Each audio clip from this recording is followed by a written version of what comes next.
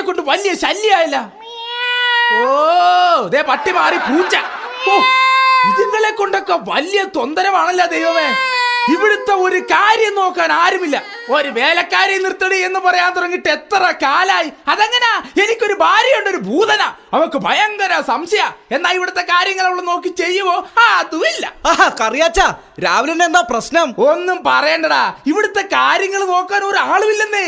അല്ല ചേട്ടാ, അമ്പലക്കുളത്തിന്റെ അടുത്തായിരുന്നില്ലേ നിങ്ങളുടെ വീട്? അത് വിറ്റിട്ടെന്താ ഇപ്പൊ ഇങ്ങോട്ട് മാറിയത്? പെണ്ണുങ്ങളുടെ കുളിശല്യം കൊണ്ടാണ്?